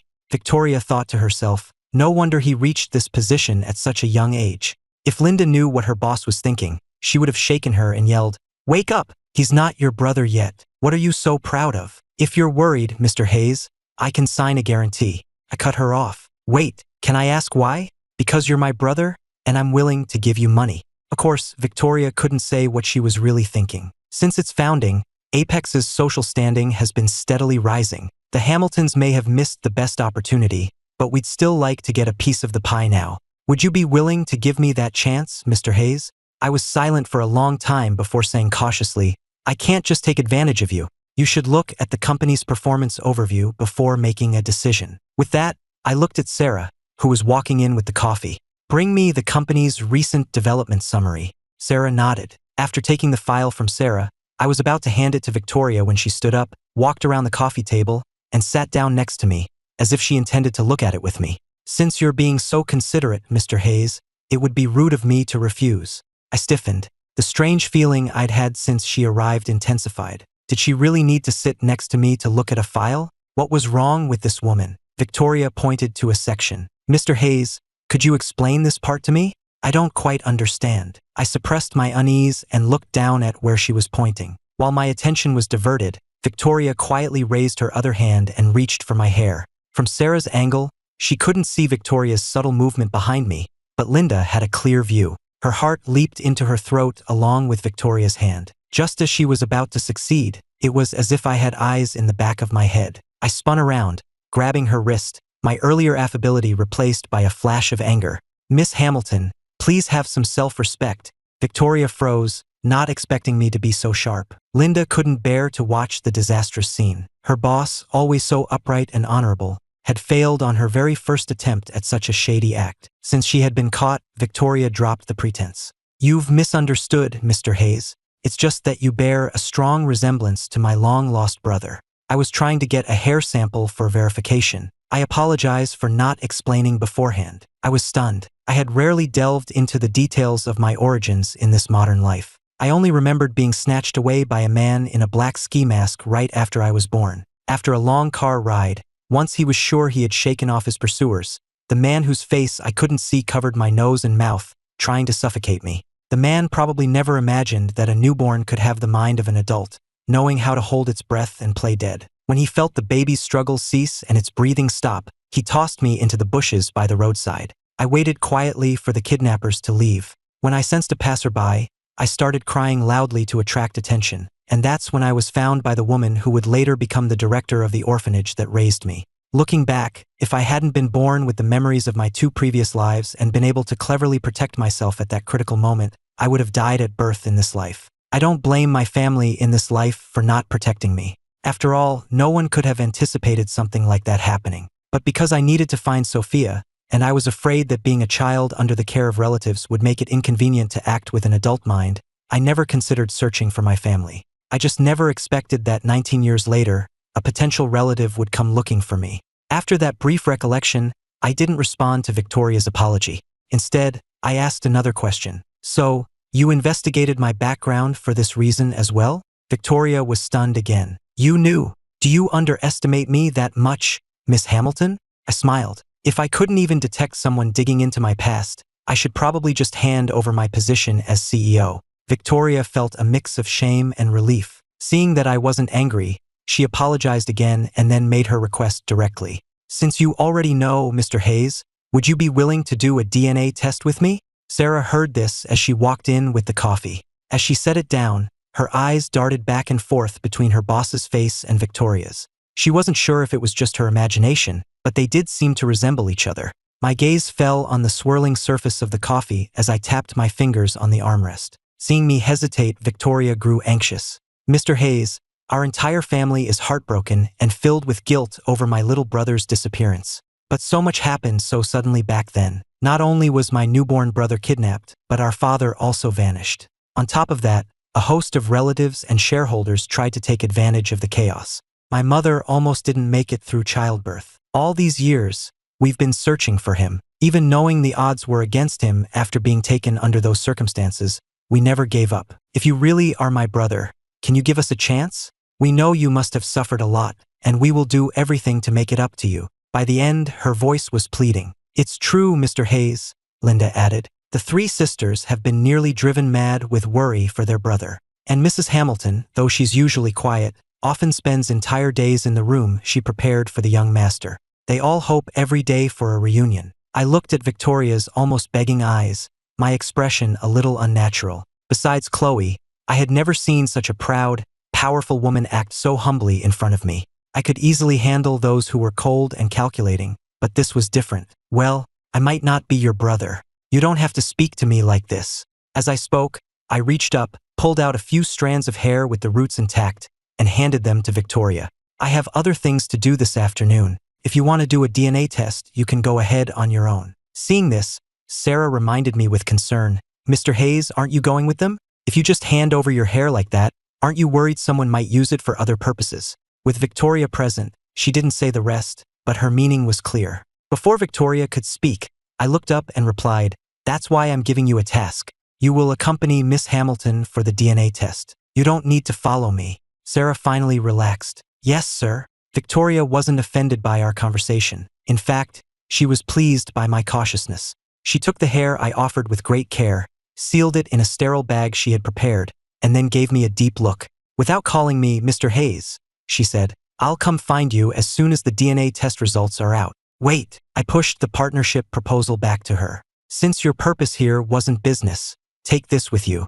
Now Victoria was genuinely embarrassed. Actually, we could still. I raised a hand to cut her off. I've looked at this proposal. It's basically just you giving me money. Since we're not even sure if I'm your brother yet, I'm not going to take advantage of you. Take it. Seeing my firm stance, Victoria swallowed her words, motioned for Linda to take the proposal, and then extended a hand towards Sarah. Please. Oh no, after you, Miss Hamilton. Sarah was nearly scared to death by Victoria's gesture. Setting aside Victoria's esteemed status, even if the DNA test proved they were related, she would be her boss's sister. How could she dare to walk ahead of her? Victoria said no more and led the way out. Her steps were still steady and composed, but Linda, who knew her well, could detect a hint of urgency. Outside the company, Victoria got into her car while pulling out her phone to make a call. In New York, at the Hamilton estate, Eleanor Hamilton was in her study handling business. When she received Victoria's call and heard that she might have found her son, she shot to her feet excitedly. "I'm coming to Miami right now," Victoria quickly interjected. "It's not confirmed yet. Mom, just have a hair sample flown over. I'm worried a test with just mine won't be accurate enough." The butler, Mr. Anderson, also tried to calm her. "Madam, please don't get too excited. This isn't the first time we've found someone who might be the young master. Your health is what's most important." Eleanor slowly sat back down. Remembering the repeated cycles of hope and disappointment, her eyes misted over. "No matter what, I hope this time it's real. It's been 19 years. I haven't had a single peaceful night's sleep, always afraid that something happened to him, or that he's already gone. I don't know how many more 19 years I have left to wait." Eleanor didn't dwell on her sorrow. She quickly pulled out a few strands of her hair, sealed them in a bag with practiced ease, and ordered, "Mr. Anderson, get the helicopter ready immediately. We need to send this sample over." I had no idea that my situation had thrown the Hamilton household into chaos again. To be honest, even though I had agreed to the DNA test, I wasn't personally too concerned about the outcome. With my current social standing, I could live perfectly well without relatives. Besides, Chloe had said her parents didn't care about background, so there was nothing standing in our way. Pushing these thoughts aside, I took out the invitation from the Peterson family that I had received a few days ago and made a call. Before long, a blonde, blue-eyed woman wearing sunglasses walked in, carrying several shopping bags. "Darling, did you miss me?" I glanced at her. "Cut the crap and give me the clothes and shoes." The woman wasn't annoyed at all. Instead, she grinned. "As you wish." The woman before me was none other than Diana, the internationally renowned stylist known as the Hand of God, who currently worked at Starlight Entertainment. As the godmother of entertainment styling, even A-list celebrities had to wait in line for her services, and even then, it depended on her mood. Yet, for me, she was always available. While I was in the changing room putting on my suit, Diana munched on an apple and said indistinctly, "I just got back from a business trip and heard you became a shareholder in our company. What? Are you planning to be my sugar daddy now?" I ignored her. Diana didn't mind and continued talking to herself. "I heard you broke up with Miss Reed? Congratulations. So, are you going to consider me next?" I shot her a look. "I already have a girlfriend, thank you." Diana acted as if she had discovered a huge secret. "You really cheated? I thought that idiot Leo was just slandering you." "Well done. So who's the new girlfriend?" "Enough joking around." I walked to my desk and sat down. "Can we start on the styling now?"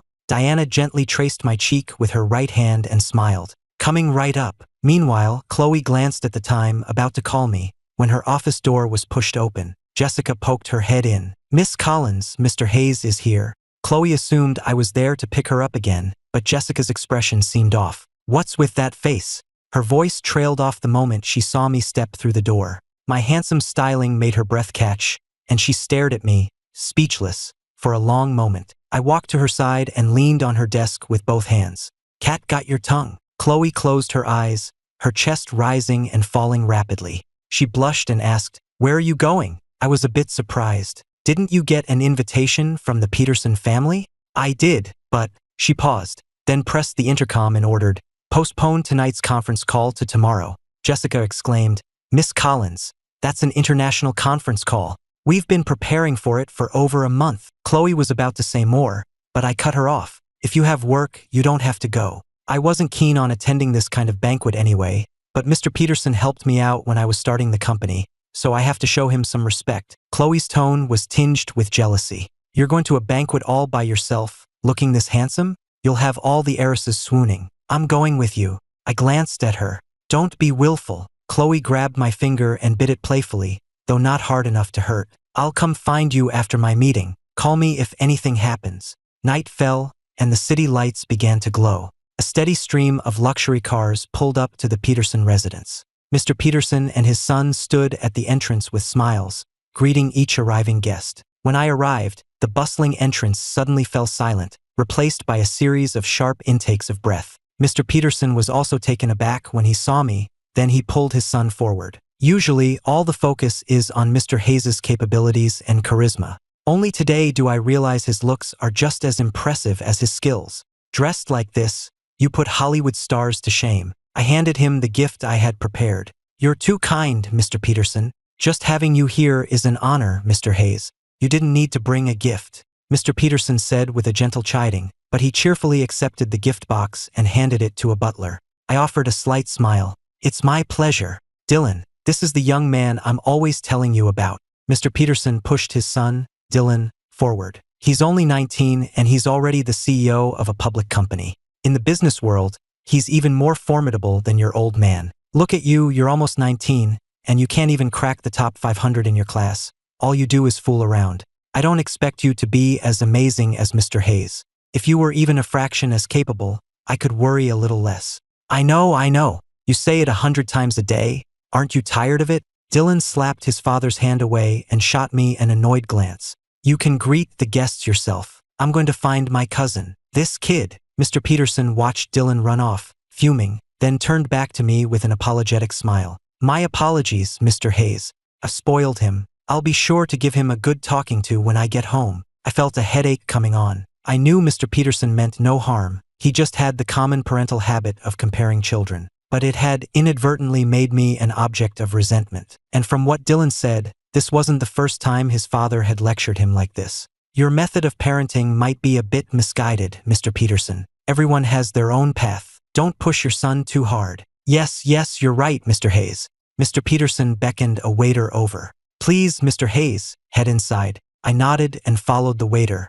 Inside the banquet hall, Dylan jogged back and made a beeline for Carter Vance. Cousin, Carter caught him. Weren't you and your dad greeting guests outside? Why did you run back in? Dylan said irritably, It's because I ran into that guy. It's one thing for my dad to say it at home, but he had to compare us right in front of him. It's so annoying. Carter looked puzzled. What guy? That CEO of Apex, what's his name, Ethan Hayes.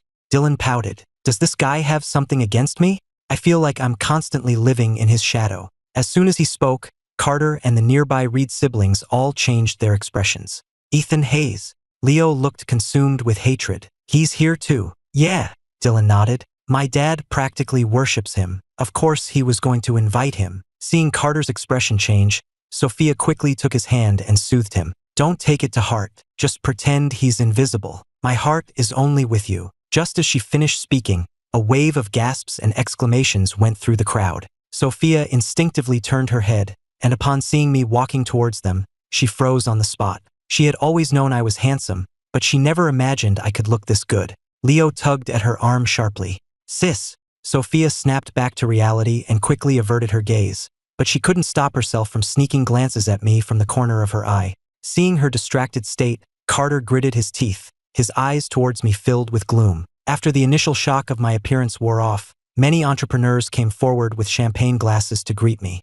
High society banquets were, to some extent, networking events for business magnates. Due to my company's leading position in Miami and the fact that I rarely appeared at such events, I was quickly surrounded by guests. Dylan looked at me, the center of attention, and then at the neglected Carter. He couldn't help but step forward to defend him. Anyone who knows would think this is my grandfather's birthday party. Anyone who doesn't would think it's Mr. Hayes's personal gala. Stealing the spotlight the moment you arrive. Are you disrespecting the Peterson family, or do you just love showing off? He deliberately raised his voice, causing the entire banquet hall to fall silent. The people surrounding me turned their heads, wondering what Dylan was up to. Just then, someone remarked, Isn't that Director Reed from Apex? The comment sent ripples through the crowd. My relationship with Sophia was no secret among Miami's elite, especially after the huge drama on Twitter yesterday. A love for gossip is human nature, and even the wealthy are not immune. In an instant, everyone's eyes were darting between me and Sophia. A young man standing next to me couldn't resist retorting, Director, didn't you see Twitter yesterday? She's already been kicked out by Mr. Hayes. Humiliated in public, Sophia's face turned cold, and any lingering affection she had felt for me vanished. Leo, who couldn't stand seeing his sister insulted, put an arm around Carter's shoulder and shot back, We should thank Mr. Hayes for not marrying her. Otherwise, how could my sister and Carter have gotten back together?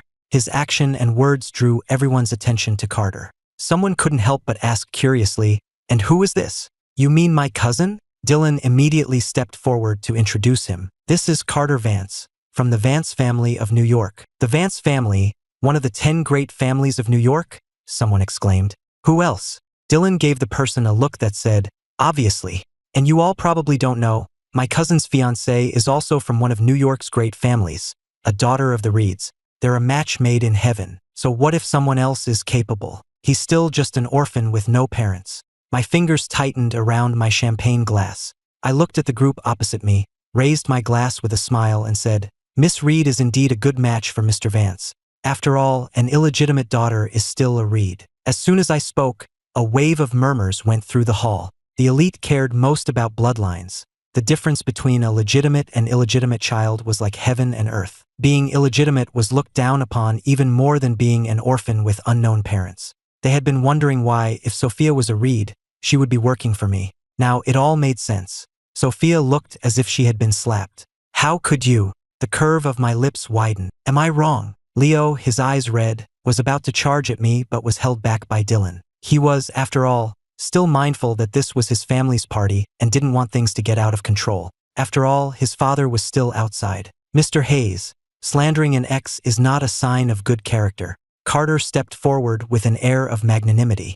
I know you're not over Sophia, but since you two have separated, you should leave each other with a little dignity, don't you think? Mr. Vance, you truly live up to your family's reputation. Your composure is admirable. My smile didn't falter. But if I recall correctly, I haven't initiated any trouble since I arrived. When Mr. Peterson was fighting your battles and insulting me, what were you doing? Why didn't you remind him to maintain his good character? Carter's face stiffened. That's enough. Dylan shielded Carter. I think being a CEO is a waste of your talents, Mr. Hayes. With a mouth like that, you could be a stand-up comedian. But don't you think you look a bit like you're lashing out in anger? Or is it like my cousin said, you still have feelings for my future sister-in-law? Then, as if a thought struck him, he tapped his chin. I heard you have a new girlfriend, Mr. Hayes. Why didn't you bring her this time? Dylan assumed my so-called girlfriend was either fake or far inferior to Sophia, and he cleverly waited for me to be embarrassed, not noticing the sudden change in the Reed siblings' expressions. I looked at Dylan with a half-smile, pretending not to understand the implication. She had something to do and couldn't make it. Couldn't make it, or couldn't be shown in public? My ambiguous attitude only fueled Dylan's arrogance. Even a busy man like you could find the time, but your new flame couldn't? Couldn't be shown in public? I savored the phrase and couldn't help but laugh. It seems you know more about my girlfriend's status than I do, Mr. Peterson. Stop pretending. If she's presentable, then bring her here. My laughter annoyed Dylan, and he dropped the pretense. I heard you used to take Sophia everywhere. Why are you hiding your new girlfriend now? Even if my future sister-in-law is illegitimate, she's still from a great family. Don't tell me you were so heartbroken that you've started to lower your standards. As he spoke, everyone in the room turned to look at me. Having watched the drama unfold, they were also curious about my new girlfriend, especially since my behavior did seem a bit secretive. Just then, the sound of high heels clicking on the floor came from the entrance, accompanied by a woman's voice, holding back laughter. Miss, someone just said that Mr. Hayes is lowering his standards by being with you. Hearing this voice, most of the guests were stunned, while the Reed siblings turned pale. Chloe walked up to me as if no one else existed, took my arm, and said with a pitiful expression, "You're being provoked like this and you still won't even mention my name. Am I really that unpresentable?" I stared at her, stunned. "Why are you here so early? Is your meeting over?" Chloe glanced at the crowd. "The meeting can be postponed. If my boyfriend is being bullied, I'm afraid I might not be able to control myself and end up burying everyone here." If anyone else had said that, the crowd would have scoffed. But this was Chloe Collins. The moment Chloe walked in, the guests were unsettled. Since she was managing her family's branch in the city, most of the business owners present had seen her face before. But who could have told them that the girlfriend they thought Ethan was hiding was Chloe Collins? And her attitude towards him was simply jaw-dropping. After a long silence, the hall erupted. Mr. Hayes' girlfriend is Chloe Collins. He really kept that under wraps. I thought someone like Miss Collins would be aloof even in a relationship, but look at her attitude with Mr. Hayes. And Dylan Peterson just said he was lowering his standards and his girlfriend was unpresentable. This is hilarious. Can an illegitimate daughter of the Reeds even compare to the heiress of the Collins family? Sophia, being compared, looked beyond awful, but she couldn't say a single word in her defense. Before, she could use my affection for her to act superior in front of Chloe. Now, without me, she realized she was nothing in her presence. Dylan's face was also a mixture of green and white, but mostly filled with disbelief. Even more shocked than him was Carter Vance, who had been quiet for a while. Outsiders only knew of the 10 great families of New York, but no one understood what the Collins family represented better than him, someone who grew up in that world. The higher a family was ranked, the greater the gap between them and the rest. Among the 10 families, only the Hamiltons could compete with the Collinses. Even the third-ranked Kennedy family was leagues below those two. Moreover, Chloe was the cherished, late-born daughter of the Collins patriarch, doted on by the entire family.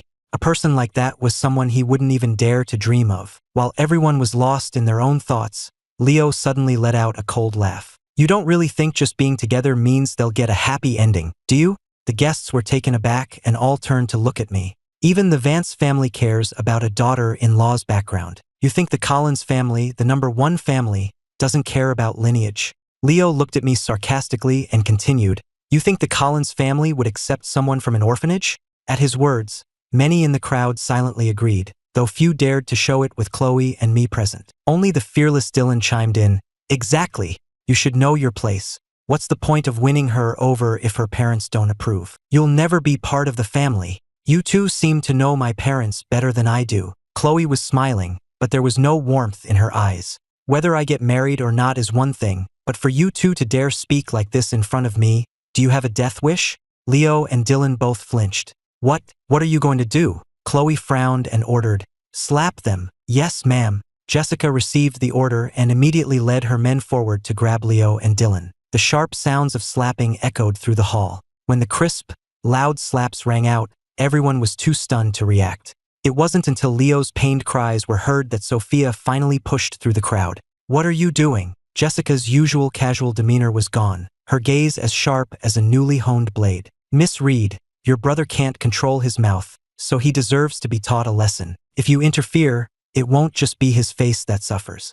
Understand? Sophia clenched her fists, her eyes bloodshot. It wasn't that she was particularly worried about Leo. It was that Chloe's actions were a direct and public humiliation to her. In contrast to Sophia's struggle, Carter stood aside, trying to make himself invisible, as if he couldn't hear Dylan's screams. For a moment, no one in the banquet hall dared to breathe, the only sounds being the slapping and the two men's cries. The slapping only stopped when both their faces were swollen, and an angry shout came from the entrance. What are you doing? At my signal, Chloe had her people stop. Dylan, his eyes swollen from crying, saw Mr. Peterson and threw himself into his arms. Dad, they hit me. They dared to hit me in our own house. You have to get revenge for me. No matter how timid Mr. Peterson usually was, seeing his son's face swollen like a pig's ignited his temper. Miss Collins, you must give me an explanation for this. Chloe's expression was calm. Instead of asking me for an explanation, why don't you ask your dear son what he just said? Mr. Peterson looked at Chloe's intimate posture with me, then turned a suspicious eye on Dylan. He had known about our relationship when Chloe arrived, and he still remembered Dylan's tantrum at the door. If his son had said something he shouldn't have in front of Chloe, he probably wouldn't be able to protect him. Dylan felt a pang of guilt, but he couldn't swallow his anger. With his father present, he shouted defiantly, No matter what I said, she has no right to do this to me. And was I wrong? Ethan is from an orphanage. He's not worthy of being the Collins family's son-in-law. Mr. Peterson's vision went black when he heard this. But before he could react, a cold, indifferent female voice came from the entrance. If a young master of the Hamilton family isn't worthy of the Collins family, then pray tell, who is? You. Everyone turned at the sound of the voice and saw Victoria Hamilton entering with a group of people. She was dressed in a sharply tailored white suit, her long hair tied back, her expression cool and her presence so powerful that the entire banquet hall fell silent. Behind her were her familiar assistant, Linda, and several burly, sharp-eyed bodyguards in black. Victoria's gaze swept across the room, finally landing on Dylan's face, which was twisted in astonishment. Her red lips parted as she repeated her shocking question. If a young master of the Hamilton family isn't worthy of the Collins family, then pray tell, who is? You. The entire hall was utterly silent, so quiet you could hear people breathing. The Hamiltons, the New York family that was on par with the Collinses, and in some areas, even surpassed them. Dylan's face went from green to white, then to a deathly gray. He stammered, pointing at me. How could he be a Hamilton? He's an orphan. An orphan. Victoria let out a disdainful laugh. She ignored Dylan and strode directly towards me. The sound of her high heels on the floor was like a drumbeat on everyone's heart. She stopped in front of me, her eyes, which bore a faint resemblance to mine, losing their usual coldness and filling with a complex, emotional turmoil. She took a file from Linda and, in front of everyone, pulled out a document. A report from the most authoritative genetics lab in Miami. Her voice carried clearly to every corner of the hall. According to the DNA comparison between my mother, Mrs. Eleanor Hamilton, and Mr. Ethan Hayes, the probability of parentage is 99.9999%. Ethan, no, I should call you Asher. The legitimate firstborn son of the Hamilton family, my dear brother, who was kidnapped 19 years ago. She paused, her gaze turning to me, her voice trembling almost imperceptibly. Welcome home. The crowd erupted. If my relationship with Chloe was a bombshell, then my true identity was a nuclear explosion. The man they had mocked as an orphan with unknown parents was actually the heir to the New York Hamilton family. Dylan's legs gave out and he nearly collapsed. Mr. Peterson's face was ashen. He knew the Peterson family was finished. Carter's pupils contracted violently. He finally understood that he had been nothing but a clown from the very beginning. As for Sophia, the color drained from her face. Her eyes, once full of calculation and triumph, now held only endless despair and collapse. She stared at me as if trying to see through me, muttering, "Impossible! This is impossible!" I ignored the tidal wave of shock from the crowd and calmly looked at Victoria, my nominal sister. I nodded, acknowledging her welcome home. Then, my gaze moved past her and settled back on Chloe's face. She was smiling at me, her eyes filled with pure joy and pride, as if my identity didn't matter at all. She was simply happy for me. In that moment, the slight ripples in my heart caused by the revelation of my identity instantly calmed. The status of a Hamilton heir, the title of Apex's CEO, none of it was as important as her single, affirming look. I took her hand and pulled her to my side, standing shoulder to shoulder with Victoria. Only then did I turn my attention to the crumbling Sophia. Sophia, I began slowly, my voice quiet but laced with a bone-chilling coldness. Do you still think I was the one reaching above my station for you? She shuddered as if jolted awake by my voice, her head snapping up, her eyes filled with a crazed accusation. You knew all along? You've been lying to me this whole time. Lying to you? I laughed, but the smile didn't reach my eyes. Compared to the lies you've spun, what does my little secret matter? Weren't you always talking about 3 lives? Eternally devoted? Then tell me, in our last life, after Chloe gave the only medicine that could save her life to your mother, what did you do? My voice rose sharply, filled with suppressed rage and pain. You watched her die from the poison in my arms. While I was devastated by her death, you conspired with outsiders to steal the company I built from the ground up. In the end, I took my own life at her grave, praying that we could meet again in the next life. Sophia, is this your eternal devotion? Was your affection built on the foundation of another person's life and all my hard work? The memories of my past life were like the sharpest of knives, carving into my heart and slowly stripping away Sophia's final disguise. Her face was deathly pale. She stumbled back a step, her lips trembling, unable to utter a single word. The surrounding crowd was dumbfounded, shocked to learn of such a horrifying backstory. I gave her no room to breathe, pressing forward. I was reborn with the memories of my past life, and I thought you were just at a disadvantage without your own. I brought you to my side, gave you a position in my company, promoted you, helped you return to your family, and manage their business for you. I can say with certainty that I have never wronged you in any way. But what about you? How did you treat Chloe? I turned sharply to Chloe, my voice filled with lingering fear and tenderness. Did you think I didn't know that you were the one who poisoned her? You wanted to pull the same trick again, to stage another life-saving drama to make me feel indebted to you and come back to your side. No, it wasn't me. Sophia finally broke down, screaming incoherently. Not you. I sneered and snapped my fingers. Sarah immediately understood and handed a USB drive to the banquet hall staff. Soon, a security video began to play on the large screen. In the video, Sophia could be seen sneaking into Chloe's kitchen and pouring a packet of powder into her drinking water.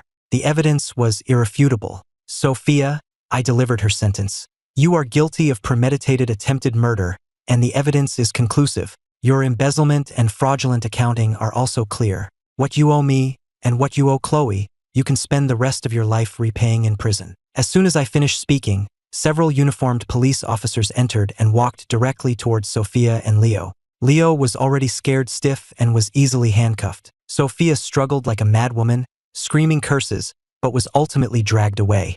Mrs. Reed, as an accomplice, had already been taken into custody by the police at my house. The family of 3 would be reunited in prison. After handling all that, I turned my gaze to the petrified Carter Vance. When our eyes met, he flinched and nearly fell to his knees. I couldn't even be bothered to say a word to him. A single look of contempt was enough to make him understand that he wasn't even qualified to be my opponent. He would pay the price for choosing the wrong side today. The Vance family's standing in New York would plummet because of his foolishness, and he himself would become the laughingstock of high society. Finally, there were the Petersons. Mr. Peterson, his voice choked with tears, pulled Dylan and was about to kneel and apologize to me and Chloe. I stepped aside, my voice as cold as ice. There's no need. From this day forward, Apex, the Hamilton family, the Collins family, and all affiliated companies will terminate all business with the Peterson family. Mr. Peterson, you're on your own. These words were a commercial death sentence for the Peterson family. Mr. Peterson's vision went black, and he fainted. The party ended on a sour note, but the scandal swept through high society at an even faster pace. In the days that followed, everything went as I had predicted. Sophia, Leo, and Mrs. Reed were convicted on multiple charges and sentenced to life in prison. Carter Vance's reputation was ruined, and the Vance family, under the combined pressure of our three families, was quickly removed from the list of New York's great families, reduced to a third-rate clan. The Peterson family went bankrupt, and the father and son fell from grace overnight, paying a heavy price for their ignorance and arrogance. As for me, at Victoria's insistence, I returned to the Hamilton estate in New York. I met my mother, Eleanor Hamilton, who had been waiting day and night for my return, her hair already streaked with gray. She held me and wept, as if releasing 19 years of longing and worry. I also learned that my father had not disappeared, but had been seriously injured while investigating the kidnapping and had been recovering abroad. He had now returned. The Hamilton family was finally, truly reunited. I officially acknowledged my heritage and took back the name Asher. But to the public, I still had them call me Ethan, because the name Ethan carried the weight of my 2 lifetimes of entanglement and rebirth with Chloe. At the same time, I mobilized Division 7, the vast intelligence network I had created to search for Sophia and investigate my past, and in cooperation with the Hamilton and Collins families, we targeted the mastermind behind my kidnapping, the Kennedy family of New York. Faced with absolute power and irrefutable evidence, that once untouchable family collapsed. All involved were severely punished by the law. For what was owed to me from my past 2 lives, I collected it all in this life with interest. 6 months later, Chloe and I had our wedding of the century on a private island in the Aegean Sea. The sea was a brilliant blue, the sky was clear, and the sand was as white as silver. All our friends and family gathered to witness our happiness. My Hamilton parents and sister, the Collins elders, Jessica, Sarah, Lily, everyone's face was filled with sincere blessings. After the banquet, the noise faded away. I took Chloe's hand and led her to a seaside terrace. The moonlight was like water, gently bathing us, and the sea breeze, carrying the salty scent of freedom, caressed our skin. Chloe leaned against me, looking up with starlight in her eyes. She gently stroked my cheek and said softly, "Welcome home, Asher." I bent down and placed a reverent kiss on her forehead, my voice filled with an overwhelming tenderness. "Wherever you are, that's home." Yes, whether I was Ethan or Asher, an orphan or a wealthy heir, these identities were just names to me. Only the person in my arms was the home for my soul, the soul meaning I had sought across 2 lifetimes. I cupped her face, looking into her eyes, which were more beautiful than the stars. The memory of her cold body in my arms in my past life intertwined with the warmth and vitality of her presence now, filling my heart with the ecstatic joy and gratitude of having found what was lost. "Chloe," I said, my voice hoarse, promising each word, "in this life, I will never let you suffer the slightest grievance. I will spend the rest of my life loving you, protecting you, and cherishing you." Her eyes reddened slightly. She smiled, nodded, and stood on her toes. I could no longer hold back and lowered my head to kiss her soft lips. This kiss held none of the despair and resentment of the past, none of the testing and suspicion of the present. It was only pure love and the promise of a life together. The sound of the waves seemed to be singing an eternal love song just for us. 3 lives, 3 worlds, eternally devoted. It turned out, the one I had been searching for all along was always her. And thankfully, in this life I didn't miss her again.